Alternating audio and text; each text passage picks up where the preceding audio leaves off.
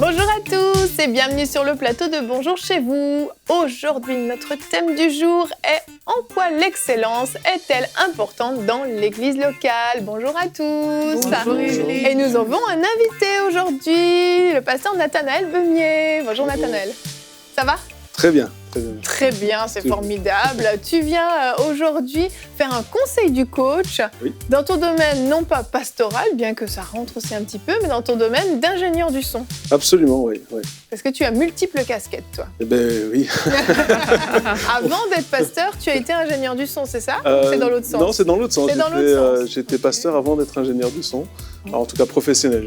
Je faisais le son déjà avant, mais j'ai professionnalisé pendant le pastorat. Donc, voilà. Bien, ça, c'est bien. Et tu vas faire un conseil du coach, justement, sur l'importance du son dans l'église. Oui. Et on va voir qu'il y a même une importance spirituelle, finalement. Absolument, oui.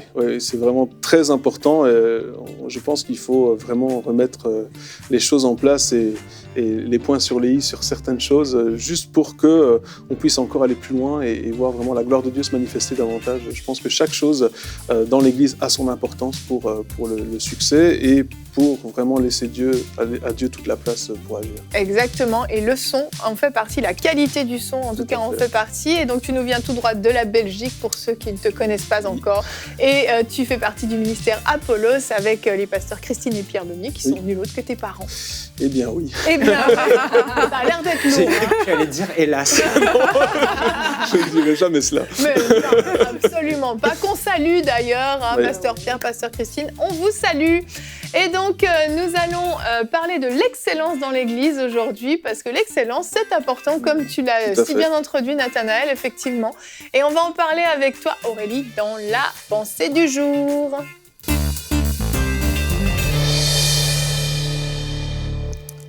Alors, le titre de ma pensée est « Non à la médiocrité dans l'Église ».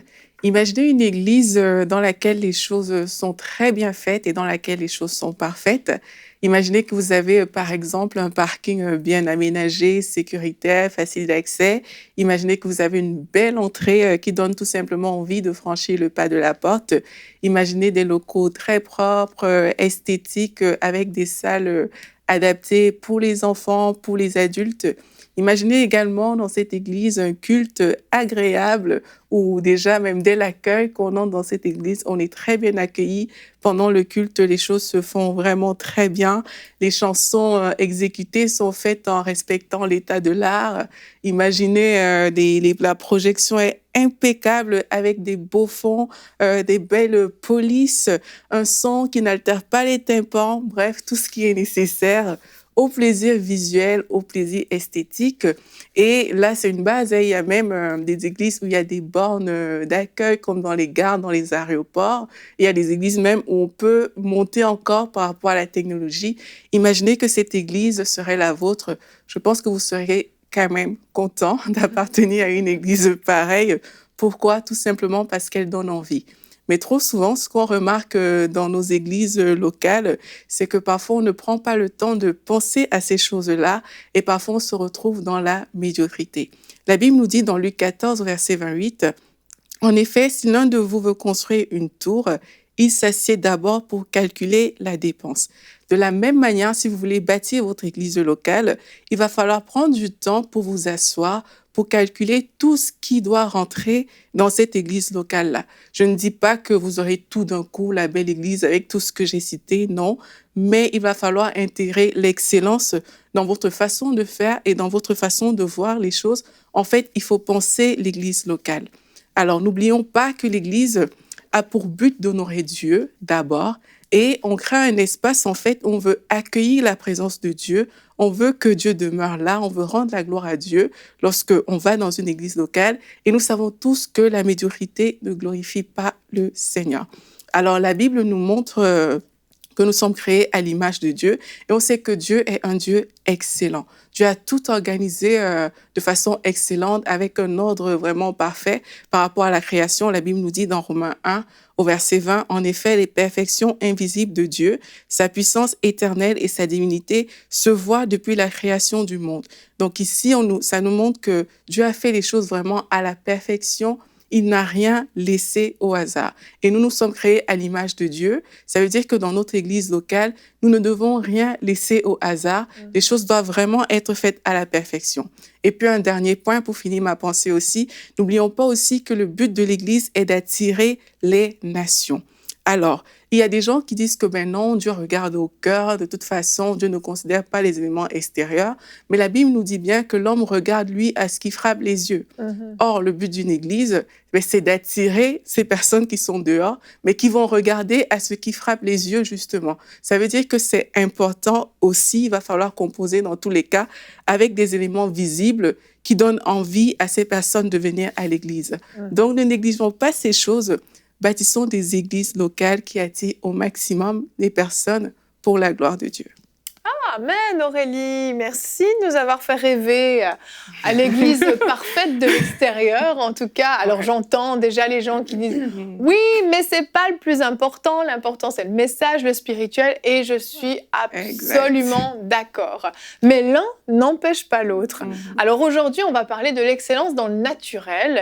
L'excellence dans le spirituel est bien plus important, je vais même dire, vraiment plus important. Donc, je ne néglige pas du tout ça. Mais aujourd'hui, le thème de cette émission, c'est vraiment dans le naturel, c'est de nous pousser à marcher davantage dans l'excellence. C'est pas parce qu'on est chrétien qu'on doit être médiocre, comme tu le disais dans ta pensée, pour reprendre le terme. Donc, oui, Aurélie, il y a des choses naturelles qui sont nécessaires. On va regarder notre verset du jour tout de suite. 1 Corinthiens 10, 31. Ainsi donc, que vous mangiez, que vous buviez ou quoi que vous fassiez, faites tout pour la gloire de Dieu. Donc, que vous aspiriez la moquette de votre église, que vous accueilliez les nouveaux ou que vous travaillez au stationnement ou au parking de l'église, faites tout pour la gloire de Dieu. Donc, autrement dit, faites-le avec excellence et du mieux que vous pouvez. Alors, je vais encore rajouter une autre petite parenthèse avant de vous donner la parole, parce que j'entends aussi, mes oreilles entendent beaucoup de choses. Tu fais bien. J'entends aussi, oui, mais tout ça, ça coûte cher. Alors, pas forcément. L'excellence ne nécessite pas forcément d'avoir un bâtiment parfait. C'est simplement parfois juste des petites choses à mettre en place et une mentalité surtout d'excellence qui va permettre d'obtenir les standards qu'on peut imaginer. Et Aurélie, je me retourne vers toi. L'un des premiers points dans l'Église, on doit vraiment être excellent, puis ça, c'est pas négociable. L'hygiène, la sécurité, ça, c'est non négociable. Exactement, Evelyne, tu parlais des petites choses qui ne nécessitent pas forcément de payer un prix énorme.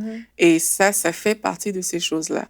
Et avant même de développer ces choses-là, il y a un point que j'aimerais apporter sur le fait que vraiment, Dieu nous dit « Allez et faites de toutes les nations des disciples ». Et parfois, en fait, l'Église a cette facilité à faire les choses pour les personnes parfois défavorisées, comme on va faire des choses pour les sans-abri, pour les orphelins, et c'est très, très bien, parce que ça fait partie aussi de la vocation de l'Église. Mais parfois, on oublie les classes sociales un peu plus élevées, j'ai envie de dire, et ben, le mot nation, ça veut dire toucher aussi toutes les catégories sociales possibles. Et c'est des personnes, par exemple, qui, dans leur milieu de travail, sont habituées à avoir les choses très propres, des choses vraiment faites de façon excellente. Mais il va falloir comprendre que si on veut aussi toucher des personnes dans certains milieux qui ne connaissent pas le Seigneur, mais ça va avec un certain niveau d'excellence aussi pour rejoindre ces personnes-là. Peut-être qu'il y a des personnes pour qui c'est pas une exigence vraiment fondamentale, mais il y a aussi des personnes pour qui c'est vraiment la chose qu'il faut pour que ces personnes puissent passer le pas de la porte dans une église. Tout à fait. Et l'hygiène, la sécurité, bien sûr, ça fait partie vraiment des choses élémentaires. Et ici, pour les églises aussi, parce que le but n'est pas juste de dénoncer, c'est aussi de donner des solutions. C'est que quand on parle d'hygiène, on parle de sécurité, ben, c'est désagréable quand on vient dans une église qui a des mauvaises odeurs, et puis c'est pas parfois propre, il y a de l'insalubrité, peut-être les toilettes ne sont pas bien faites et tout, et même peut-être par rapport aux enfants, il n'y a pas d'espace approprié pour les enfants. Et sécurisé. Exactement, et sécurisé. Mais le mot d'ordre ici, c'est vraiment l'organisation pour mettre les choses en place. Ça ne coûte pas grand-chose d'acheter un désodorisant. Il faut, c'est ça, de mettre des cache-prises dans les prises électriques de la pouponnière. Exactement, c'est vraiment des petits détails comme ça, mais c'est juste d'organiser les choses, en fait, de telle sorte qu'il y ait une équipe, même si peut-être l'église n'est pas très grande, mais qu'il y ait au moins une personne qui prenne ces éléments en charge, d'acheter des petits trucs, mais qui vont permettre tout simplement à rendre le lieu plus agréable et puis de penser aux enfants. Les enfants font partie de l'église, donc on ne doit pas les négliger. Peut-être des personnes qui vont diriger les enfants, qui vont les encadrer, qui vont les accueillir, mais de la bonne manière, pas juste quelqu'un comme ça pris à la volée, mais vraiment des personnes qui ont le cœur pour le faire et aussi vraiment les espaces sécuritaires appropriés, comme tu as parlé des prises et différentes choses, c'est vraiment important. On le fait par amour, hein. L'excellence, c'est pas pour en mettre plein la vue, c'est par amour. Et je me souviens d'une conversation que j'ai eue avec Pasteur Ali, qui est en Kabylie, et il disait que ils avaient une belle église, enfin un beau bâtiment bien équipé, et le gouvernement leur a fermé. Oui, tu en avais parlé dans une rubrique actu. Voilà. Et donc maintenant, ils sont sous chapiteau, mais sauf qu'en hiver, en Kabylie, il fait froid. Et j'ai vraiment vu dans ces propos l'importance vraiment du confort. On peut dire, et c'est vrai, on est héritier de mouvements de réveil où on était prêt à se convertir dans une grange ou sur un bord de chemin ou dans des vieux entrepôts ménonites là, comme à Azusa Street. Puis c'est vrai que quand la soif de Dieu saisit les gens, peu importe où on se trouve. Mais c'est vrai qu'après, l'Église est faite pour s'installer sur la durée. Et on ne peut pas, sur la durée, faire le culte au bord d'une route ou sous une grange ou dans une tente.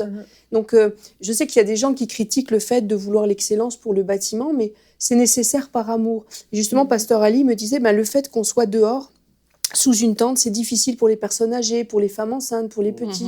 Et on va faire l'excellence, non pas pour en mettre plein la vue, mais par amour, parce qu'on veut que les gens qui viennent soient bien. On va peut-être accueillir des gens qui sont en grand âge, des gens fragiles. Et c'est normal de bien les accueillir. Et c'est tout à la gloire de Dieu. Puis moi, souvent, je repense à ces gens qui, au XIIe siècle, ont fabriqué les cathédrales. Ils ont travaillé, et c'était les meilleurs maîtres vitriers, les meilleurs tailleurs de pierre, les meilleurs architectes, les meilleurs drapiers. Et ils ont fait ça pour la gloire de Dieu. C'est ça. Alors, mais même l'Arche de l'Alliance, quand on voit les exigences. Tabernacle de Moïse, exactement. Et je pense que l'excellence reflète aussi la perfection de Dieu. Et donc, on est prêt à atteindre des niveaux d'excellence exceptionnels pour des choses du monde. Et nous, les enfants de Dieu, on ne le ferait pas pour notre Dieu et pour le peuple de Dieu.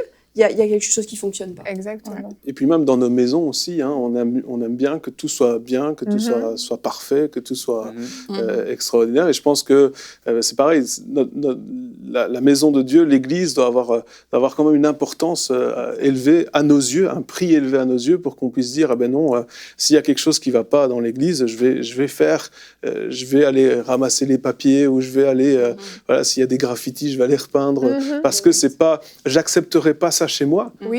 Pourquoi est-ce que je vais l'accepter dans l'Église, dans la maison de Dieu ? C'est une bonne question à se poser, effectivement. Chez moi, est-ce que je le fais ? Est-ce que j'accepte ça ou pas ? Et ça donne envie, du coup, de prendre soin de sa maison spirituelle. Oui, et je pense que le problème, des fois, c'est parce qu'on se dit, c'est pas mon Église. C'est comme si la maison, c'est à nous, mais l'Église, c'est à quelqu'un d'autre, et donc c'est le problème de quelqu'un d'autre. Mais si on se dit, mais non, ça c'est mon Église aussi, alors à ce moment-là, je fais partie de cette Église, donc c'est comme si c'est ma maison également, et donc là, l'implication va être aussi plus importante. Je pense c'est aussi au niveau de l'attitude qu'on a lorsque on va à l'Église en se disant, c'est pas parce qu'on n'est pas peut-être sur la plateforme ou sur la scène qu'on n'a pas un rôle essentiel à jouer dans l'excellence de l'Église. Amen. Amen. Aurélie, tu veux nous parler d'autres points ? Tu avais le confort, le déroulement du culte, c'est des points importants aussi ? Oui, exactement. En termes de confort, on a parlé, c'est important d'avoir des services à l'Église comme l'accueil, la sécurité, le protocole. Comme Anne l'a dit, on le fait pour la gloire de Dieu. On ne fait pas ça parce que ça fait juste joli, mais on fait vraiment pour la gloire de Dieu. Et ici, en fait, il y a beaucoup de personnes il y a beaucoup de choses qu'on ne comprend pas parce qu'on ne nous a pas enseigné. Donc, c'est aussi important de penser l'Église comme un centre de formation pour les gens, tout simplement, là où on va venir être formé par rapport aux valeurs du royaume, justement. Si beaucoup étaient enseignés par rapport aux valeurs du royaume, à la culture du royaume, en fait, il y a des choses qu'on comprendrait facilement. On comprendrait qu'on marche dans l'amour, on comprendrait que quand on fait des choses, quand on demande, par exemple, qu'une église soit propre, Ben, c'est parce qu'on aime les gens aussi. Parce qu'il ne faut pas que les gens tombent malades. La Bible nous dit la bénédiction de Dieu n'est suivie d'aucun chagrin. Ça veut dire que, par exemple, par rapport au déroulement du culte, je te donne le son, mais je ne vais pas te casser le tympan, tu vois. Et c'est comme ça qu'il faut réfléchir, en fait. Tout à l'heure. Parce que c'est comme ça qu'on devrait réfléchir. C'est pas juste, OK, je fais les choses, mais après, je ne pense pas forcément aux conséquences de mes actions, mais je fais parce que ça doit être fait. Donc, il y a des éléments importants, les bonnes manières, les règles de bienséance, respecter aussi la façon, l'état de l'art, j'ai envie de dire. Anne disait tout à l'heure que dans le monde, on est prêt à gravir des sommets d'excellence, mais que ce soit pareil à l'Église, lors du déroulement du culte, chantons les notes justes, par exemple. C'est des choses qui sont bonnes. C'est pas parce que c'est pour Dieu qu'on doit juste venir faire comme on pense. C'est sûr que c'est vrai, Dieu regarde au cœur, on le fait avec des bonnes motivations, mais quand on a les bonnes motivations, ça ne veut pas non plus dire que on doit être un professionnel de la chanson, par exemple, mais ça veut dire que notre cœur aussi a pour but d'apprendre, pour glorifier Dieu. De se perfectionner, notre cœur, exactement, a pour but de s'améliorer, mais pour proposer quelque chose de bon à Dieu aussi. Et ça touche tous les domaines, même les relations dans les églises, entre les frères, entre les sœurs. C'est des choses qu'il faut penser, en fait, quand on est en position peut-être de responsable d'une église. Il faut penser à ces choses-là. Voici comment je veux que l'accueil soit fait dans mon église. Voici comment je veux qu'on reçoive des nouvelles personnes qui viennent à l'église. Et tout ça à penser, comme on a dit, le spirituel est important, comme tu l'as précisé, mais tout ça à penser, si on allie le spirituel à tous ces éléments, mais on a une église plus forte, on a une église même prête à mieux recevoir encore ce que Dieu a prévu pour elle. Tout à fait. D'une manière générale, il faut éviter tout ce qui peut perturber la diffusion du message. Ouais, c'est Donc, ça. Un bruit parasite va gêner.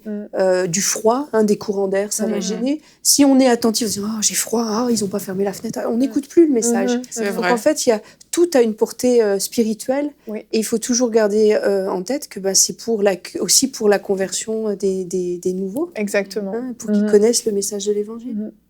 Chérie, toi, enseigne-moi, l'excellence, ça a toujours été, que ce soit enseigne-moi, MCI, un moteur. Tu veux dire un petit mot avant qu'on passe au conseil du coach? Pour moi, pourquoi c'était important pour moi l'excellence? Parce que le manque d'excellence, c'est répulsif. C'est tout simplement répulsif. Comme Nathanaël le disait, tu arrives dans un endroit, c'est en désordre, c'est sale, t'as pas envie d'y aller, tu as envie d'un endroit propre, ordonné, beau, parce que c'est inspirant. L'excellence, c'est inspirant aussi. Donc, le manque d'excellence, c'est répulsif. L'excellence attire. Et l'excellence, c'est inspirant. Quand tu es dans un cadre excellent, tu vis un bon moment. Et il faut que le cadre soit excellent pour qu'on puisse vivre un moment de qualité. Je pense aussi que c'est pour ça que Dieu a fait que les choses soient dans l'ordre, dans l'excellence, dans la beauté, dans le confort aussi. Parce que le temple était prévu pour vivre un moment de qualité. Et on ne vit pas de moment de qualité dans le désordre.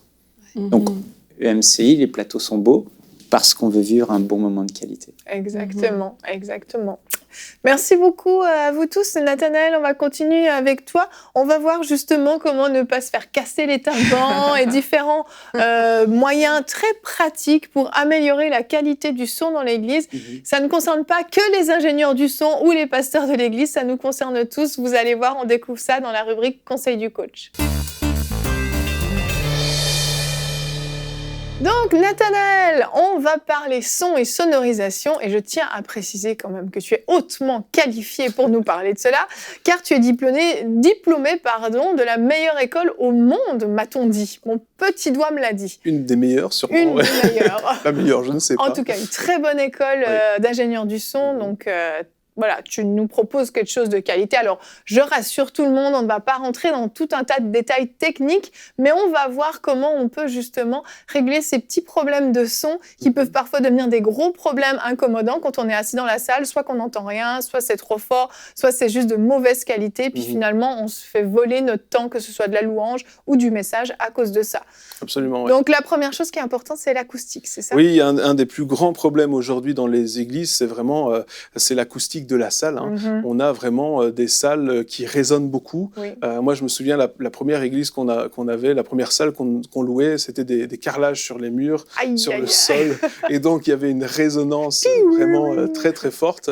Et souvent, c'est comme si on pense qu'on ne peut rien faire ou ce qu'on peut faire au niveau de l'acoustique est extrêmement coûteux. Oui. Mais ça ne l'est pas vraiment parce qu'il faut savoir que si on a déjà à la base une bonne acoustique, c'est-à-dire que le son est absorbé au lieu d'avoir une résonance, donc que ça revient dans nos oreilles une fois qu'on parle, donc ça résonne et donc on ne comprend plus rien. Si déjà on a une bonne acoustique, à la base, eh bien, on va déjà avoir un meilleur son, même avec le même matériel de sonorisation qu'on a déjà, on va améliorer grandement le son. Ok, donc si on règle le problème d'acoustique, on a réglé une bonne partie du problème, on n'est pas forcément obligé d'investir dans des trucs super chers. Voilà, c'est ça. Et il existe des solutions vraiment pas chères, c'est-à-dire que si on fait appel par exemple à une firme qui est spécialisée dans l'acoustique, là on va payer très très cher. Okay.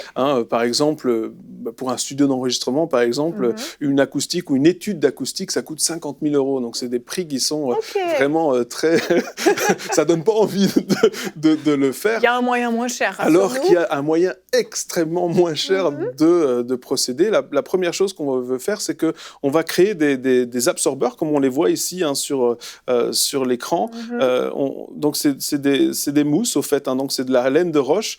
Si on prend la prochaine dia, c'est de la laine de roche qu'on construit, qu'on met dans un cadre en bois. Donc, tout simplement. Tout simplement. Donc, c'est de la laine de roche condensée. Donc, c'est pas les rouleaux, mais c'est vraiment les plaques de laine de roche. Alors, l'idéal, c'est qu'elle doit faire minimum 10 cm pour être efficace. Parce qu'elle absorbe le son. Voilà, elle absorbe le son et elle empêche le son de revenir dans la salle. Et donc, voilà, c'est très, très simple à faire. On prend un cadre de bois, on met la laine de roche dedans, on met un tissu de la couleur qu'on veut pour recouvrir. Et puis, on commence par en mettre peut-être au plafond, sur les murs, ou peu importe. Le gros avantage de ce système-là, parce qu'il faut parler aussi de l'esthétique, c'est important que ce soit joli. Alors, si on a une bonne acoustique, mais que c'est affreux, voilà, c'est peut-être pas vraiment le but recherché, eh bien, on peut faire les formes que l'on veut avec ça. Donc, si on veut faire un S, par exemple, on peut le faire. Il suffit juste d'être capable de le faire. D'être un petit peu manuel. D'être un peu manuel, mais tout est possible. Ok, la forme n'a pas d'importance. La forme n'a pas d'importance. L'important, c'est qu'il y ait quand même, ce soit assez régulier. Donc, par exemple, si je mets des panneaux, je vais en mettre un panneau, puis je vais mettre 60 cm sans rien, puis je vais mettre un autre panneau, etc. On peut faire ça tout le long au niveau du plafond, par exemple, si le plafond résonne beaucoup, ou sur les murs, ou dans le fond de la scène, on peut faire un panneau complet qui recouvre le fond de la scène, peut-être en noir, pour que ce soit joli, avec un beau tissu. Donc, ça coûte pas cher du tout, et c'est très, très efficace au niveau de l'acoustique. Et là, ça va absorber toutes les résonances. Et donc, on va pas devoir mettre un volume beaucoup plus fort pour comprendre. Parce que c'est ça le problème. Quand ça résonne beaucoup, il y a tellement d'informations qui arrivent à nos oreilles qu'on a du mal à se concentrer sur l'information la plus importante. Et du coup, on doit mettre plus fort parce qu'on n'entend pas bien. Et plus fort égale plus de résonance, égale plus fort, égale trop fort. C'est un cercle vicieux. Voilà, et puis c'est la fin du monde. Finalement, tu as les oreilles en chou-fleur quand tu sors le dimanche après le culte. Ça explose. Et non seulement ça, mais on n'a pas bien compris ce qui était dit. Et puis aussi, pour ceux qui sont à la technique, c'est beaucoup plus difficile de régler le son pour avoir un son de qualité lorsqu'il y a beaucoup de résonance que quand c'est absorbé. C'est un petit peu... dans les cinémas, par exemple, il y a une norme qui s'appelle THX, qui est la norme acoustique, entre autres, d'un cinéma. Et lorsqu'on va au cinéma, eh bien, on a un son qui est totalement absorbé, ce qui nous permet de pouvoir vraiment profiter de tous les petits détails. On les entend tous parce que le son est absorbé. Donc, voilà. Tout simple, bon à savoir. On peut mettre de la moquette aussi, tu me disais? On peut mettre de la moquette par terre. Pour ceux qui aiment. J'étais dans une église il y a quelques semaines et où c'était vraiment juste à parler, ça résonnait vraiment très très fort. Donc on avait juste, en parlant, on avait mal la tête. Alors imagine un peu avec la louange, la batterie. Voilà, ça devait être... J'étais pas là pendant le culte, heureusement pour moi, merci Seigneur, il m'a protégé. Mais ils m'ont dit, tiens, on a pensé mettre une moquette. Enfin, j'ai dit oui, absolument, parce que ça va absorber. Ils ont mis une moquette sur toute la salle et voilà, la raison, c'était réglé déjà. Ils n'ont même pas dû ajouter des panneaux au plafond, donc c'était... voilà, ça peut... C'est tout ce qui est absorbant et éviter évidemment de mettre des carrelages sur les murs, hein, c'est peut-être pas... Déjà, c'est moche, hein, désolé. Mais... Oui, bon, voilà. Là, c'est dit. Chacun son truc. L'excellence. Oui, c'est ça. Oui. Nous, quand on en avait, c'était pas notre salle. Hein. On l'a loué, on n'avait pas le choix. Voilà, donc ça, c'est l'acoustique. Déjà, si on peut régler les problèmes d'acoustique, on a déjà une qualité supérieure et ça nous aide. Je pense que c'est comme une chaîne. Hein. Le son, c'est un peu comme une chaîne et c'est le maillon faible qui va déterminer la force de la chaîne. Donc, si déjà à la base, on a quelque chose de bien, on peut aller beaucoup plus loin voilà, dans la qualité. OK. Est-ce qu'il y a d'autres choses à faire pour améliorer le son ? La deuxième chose, c'est peut-être diminuer le volume sur la scène. Ça, c'est quand même souvent problématique, hein, parce que lorsque le volume sur la scène est très fort, le problème, c'est que ça va tellement fort sur la scène que même si on éteint les haut-parleurs dans la salle, ça va encore trop fort. Et puis, comme sur la scène, les musiciens et les chanteurs, ils ont des autres besoins que le public. Donc, le public, ce qu'il a besoin, c'est d'entendre quelque chose d'harmonieux, hein, mais le musicien ou le chanteur, il doit s'entendre. Si le chanteur veut chanter juste, c'est mieux qu'il s'entende. S'il ne s'entend pas, c'est normal qu'il y ait un petit problème. Et pareil, les musiciens, s'ils n'entendent pas les autres, donc ils vont avoir des besoins différents, mais ça veut dire qu'ils vont avoir un son différent qui va venir vers eux. Mais si ce son qu'ils reçoivent est tellement fort qu'il est répercuté dans la salle, pour ce qui est des façades, donc le son dans la salle, eh bien, on va avoir vraiment beaucoup de mal à pallier. Et au lieu de pouvoir vraiment faire un bon réglage, on va devoir mettre plus fort. Encore une fois. Et voilà, c'est toujours... on finit toujours sur du plus fort. On y arrive toujours. Hein. C'est toujours, on va devoir mettre plus fort et plus fort et plus fort. Et finalement, voilà, ça va devenir... On s'en sort pas. Qu'est-ce qu'on peut faire alors baisser ce son sur la scène ? Mais on va baisser les volumes des instruments qui font le plus de son. Le premier étant la batterie, évidemment. Hein. Lorsqu'on a une batterie acoustique, eh bien, ça va très fort. Alors... Ça dépend évidemment de la taille de la salle. Alors, si c'est une salle de 1000 places ou 2000 places, ce n'est pas un problème. Mais la plupart des églises, on parle de 200, 250, 300. Hein, et là, la batterie acoustique va tellement fort que même si on ne met pas de micro dessus, on l'entend. Et puis, il suffit que le batteur soit vraiment de bonne humeur ce jour-là. Et là, c'est la catastrophe. Ou alors ce qu'on commence à faire, c'est de dire au batteur, est-ce que tu peux jouer avec des autres baguettes, hein, donc plus fines. Mais du coup, le son de la batterie n'est plus le même et voilà, les intonations ne sont... Enfin, voilà, ça devient compliqué. Donc, il y a plusieurs solutions. La première, c'est de mettre une cage. Hein, donc, voilà. Alors, il y a cage en verre, je précise. Une cage en verre. Pas d'animaux. Non, pas d'animaux. On appelle ça une cage, hein, batterie, voilà. Ça, c'est comme des plaques en plexiglas Voilà, c'est des plaques en plexiglas. Alors, il existe des plaques qui sont juste devant la batterie. Et le problème, c'est que ça ne diminue pas beaucoup le volume. Alors, si le batteur tape pas fort, ça va. Mais si c'est un batteur qui aime taper fort, c'est pas suffisant. Ça va pas baisser suffisamment l'acoustique. L'idéal, c'est une cage qu'on appelle une cage complète, hein, mais voilà, donc ça coûte... Donc c'est fermé, ça va jusqu'au plafond. C'est totalement fermé, donc il y a un plafond absorbant. L'arrière, ici on ne le voit pas très bien, mais donc le plafond est absorbant, l'arrière également, parce que sinon, si c'est que du plexi, pour le batteur, ça va résonner, il va devenir fou, je pense, très très vite. Et on ne veut pas rendre nos batteurs fous. On ne veut pas rendre nos batteurs fous. Donc ça, c'est une solution, c'est assez coûteux, c'est vrai. On parle de minimum 600 € pour une cage qui n'est pas fermée, et puis jusqu'à 3-4 000 € pour une cage fermée. Alors, oui, c'est vraiment un investissement. Donc, soit le batteur, il joue moins fort, alors beaucoup moins fort. Prenez des batteurs un peu maigrichons. Voilà. Puis, l'autre solution qui se fait énormément aujourd'hui, c'est une batterie électronique, mais hybride. C'est-à-dire qu'on a les batteries électroniques, alors c'est au niveau du son, voilà, c'est pas top. Il y a certaines marques qui sont mieux que les autres. Là-dedans, la marque Roland est vraiment leader au niveau du marché et au niveau de la qualité aussi. C'est vraiment quelque chose qui est très, très bon. Mais souvent c'est pas très joli, c'est-à-dire qu'on peut avoir un bon son, mais c'est pas beau. Alors maintenant on fait des hybrides, c'est-à-dire que on a, comme on le voit ici, on a un aspect d'une batterie Ok, donc acoustique. ça c'est pas une batterie acoustique. Non, c'est pas une batterie. On dirait, Oui. si on regarde dans le loin. À part les cymbales. Voilà, à j'aurais part les pas vu. cymbales, voilà. On dirait en regardant de loin, mais au fait c'est tout électronique. Et donc ça c'est voilà, c'est possible, c'est réalisable. Et aussi il n'y a pas ce problème au niveau de la cage, comme c'est en verre, hein, donc il y a comme une cassure entre le batteur et le reste du groupe. Voilà, et ça, il y a des batteurs qui me partagent là-dessus, ils me disent c'est vraiment difficile, hein, on a l'impression d'être en dehors du groupe et un peu être isolé, et c'est moins facile pour la cohésion. Donc voilà, donc ça c'est une solution. C'est ça, parce qu'avec ça, on règle le volume de la batterie comme on veut. Voilà, tout à fait. Donc si voilà, on peut avoir moins de son, donc le batteur peut avoir la batterie très fort pour lui, et le reste de la salle moins fort, etc. Donc ça c'est une bonne solution. Pareil, le coût est assez élevé. Le minimum, c'est 2 500 €. Et puis, ça va jusqu'à 5 000, voire 6 000, 7 000 pour... en fonction de ce qu'on Voilà, en fonction de ce qu'on veut. Mais je pense que s'il y a un investissement à faire, c'est peut-être mieux d'attendre un petit peu, puis d'investir dans ce domaine-là. Voilà. D'accord. Donc, 1, jouer moins fort. 2, diminuer le volume de la batterie. 3, déplacer les amplis guitare et basse. Souvent, certaines guitares électriques et les basses ont des amplis qui vont tellement fort que même, voilà, on en revient à la même chose. Même si on coupe le volume dans la salle, c'est trop fort. Ça va trop fort. Pour la basse, pourquoi ? Parce que comme il est tout seul dans ses fréquences, donc la basse c'est bas forcément, hein, donc dans les fréquences basses, les autres instruments n'ont pas ces mêmes fréquences-là, donc il est tout seul, donc ça va très fort. Alors, et le bassiste, souvent il a du mal à s'entendre parce que quand il y a les autres, mais enfin.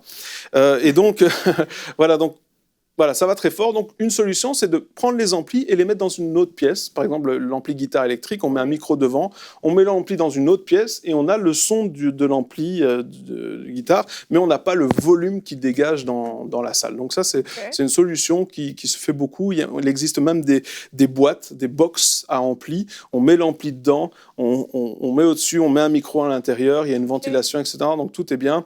Et si on ouvre la boîte, on est sourd, et si on la referme, on n'entend plus rien. Donc ça permet vraiment d'avoir le son de l'ampli, parce que les amplis électriques, c'est des amplis à lampe, et donc on ne peut pas mettre pas fort. Parce que si on ne met pas fort un ampli lampe, on n'a pas le son de la lampe. Ok. Voilà, donc... voilà. Donc ça, j'ai compris, j'ai suivi. Voilà. Et puis, la dernière solution...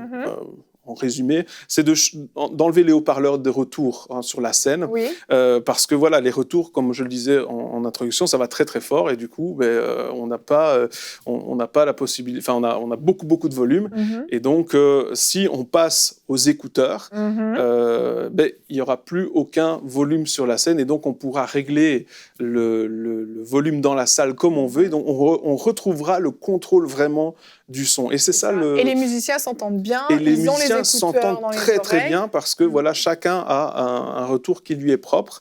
Alors ça a un coût pas aussi élevé, enfin pas si élevé que ça finalement, parce que un moniteur, ça coûte quand même dans les 400-500 €, ça prend beaucoup de place, et un retour in-ear, ça coûte ça commence dans les 400 €, peut-être même 250-300 € pour déjà en avoir. Bon, il faut acheter des bons écouteurs. Moi, je recommande minimum les Shure SE215, je pense, donc c'est une centaine d'euros juste pour les écouteurs, mais ça permet vraiment d'avoir un bon son, de pouvoir régler le volume. Et alors, par contre, ça prend un temps d'adaptation pour les musiciens, les chanteurs, parce que c'est très différent. On est un peu comme dans un bocal. Et il faut acheter absolument des micros d'ambiance qui prennent le public, parce que sinon, il y a une coupure entre on n'entend plus comment les gens réagissent. Donc, il faut absolument acheter 1 ou 2 micros d'ambiance pour le public. Voilà, comme ça, les musiciens, les chanteurs entendent aussi ce qui se passe dans la salle, et ils ne se sentent pas dans une bulle. Exactement, mais ça permet quand même d'augmenter la qualité. Aujourd'hui, je veux dire, peu importe dans quel concert professionnel vous allez, tout le monde est en in-ear. Donc, c'est vraiment... et il y a beaucoup d'églises qui le font. Ça ne coûte pas si cher que ça. Il faut juste un peu de bonne volonté au niveau des musiciens, des chanteurs. Voilà, ça prend un peu de temps d'adaptation. Mais c'est une excellente solution. Et le public, les gens dans la salle, ont vraiment apprécié cela. Super. Voilà. Un autre problème, c'est quoi ? C'est le son qui est souvent trop fort devant, puis derrière, on n'entend rien. Oui, alors là, ça arrive très souvent. Je me souviens, là, il y a quelques années, j'étais allé dans une église, et ils avaient devant un stack, on peut le voir peut-être sur le prochain visuel. Là. Bon, là, c'est un peu exagéré, mais Mais c'était presque la première partie, le premier triaire devant. Et moi, j'étais invité, donc on m'avait mis devant, juste en face du haut-parleur. Et là, j'étais explosé, littéralement. Ça va aller très, très fort. Et c'était une salle qui faisait à peu près 30 mètres de long. Et donc, du coup, vers le milieu, on n'entendait plus rien. Et donc, ils avaient mis un haut-parleur tout dans le fond, vers l'avant. Enfin, je ne sais pas pourquoi ils ont fait ça. Mais alors, c'était très déséquilibré. On n'entendait pas les paroles, on ne savait pas, et le haut-parleur derrière ne servait à rien. Donc, la répartition du volume dans la salle était très mauvaise.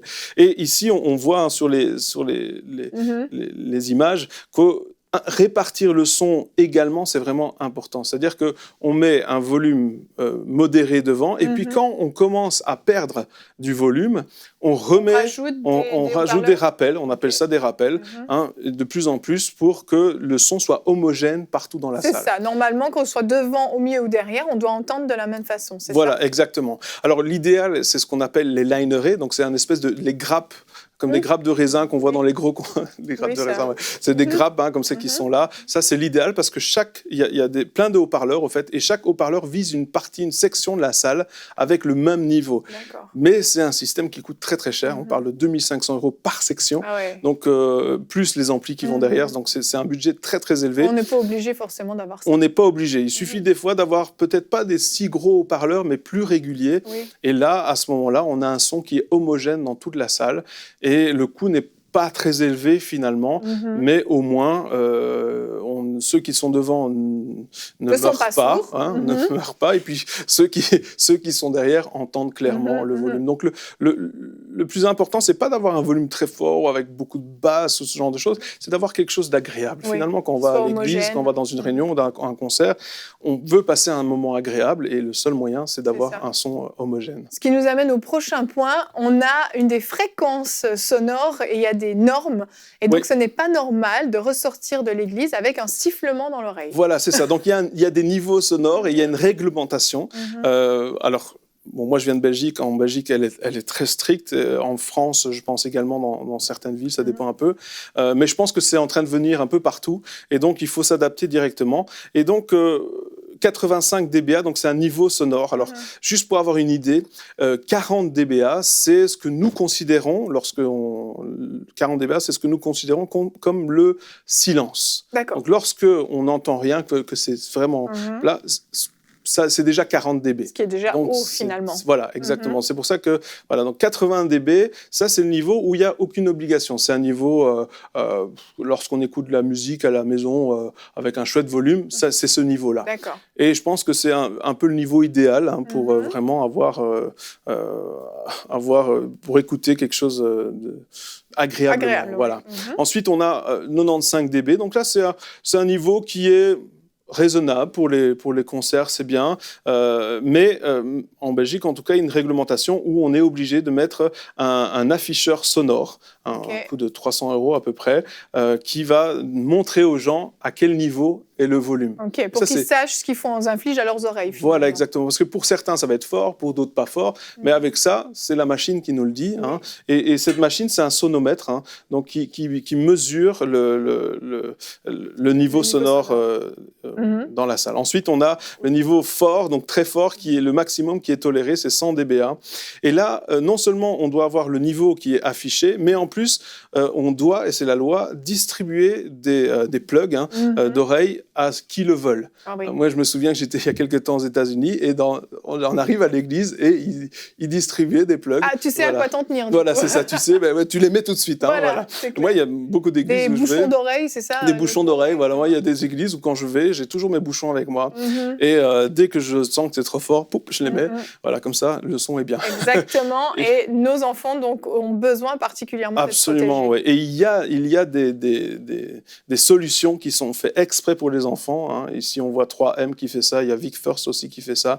C'est 20 à 45 €, mais c'est tellement important pour les oreilles des enfants d'avoir cela, de protéger déjà, même à leur âge. Ben oui, parce que d'autant plus à leur âge, leurs oreilles sont d'autant plus sensibles. Tout à fait, oui. Donc il faut à tout prix les préserver.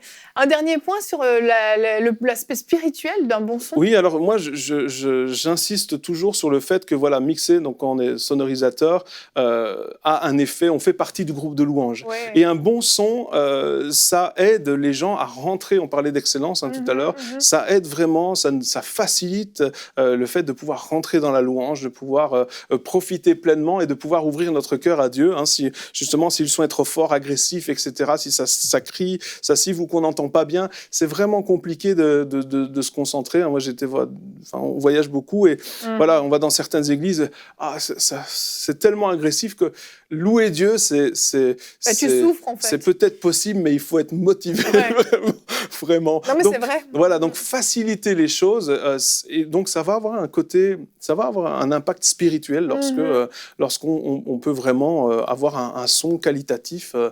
C'est pas forcément très cher, c'est pas forcément très coûteux, c'est juste que on va chercher l'excellence, on va se renseigner sur Internet, on va regarder des vidéos, on va tout faire pour apprendre, pour que vraiment ce soit agréable et avoir des personnes qui peuvent nous conseiller aussi là-dedans pour que vraiment on puisse avoir un impact au niveau spirituel. Merci beaucoup, Nathanaël. Avec plaisir. Les ingénieurs du son font partie du groupe de louanges. J'aime beaucoup ce point-là. Et je terminerai en présentant ton livre, Découvrir la louange, parce que non seulement tu es ingénieur du son, mais tu fais la louange également. Oui, aussi, oui. Tu es chantre, tu es guitariste aussi, oui, c'est ça. Pianiste aussi non, batterie aussi.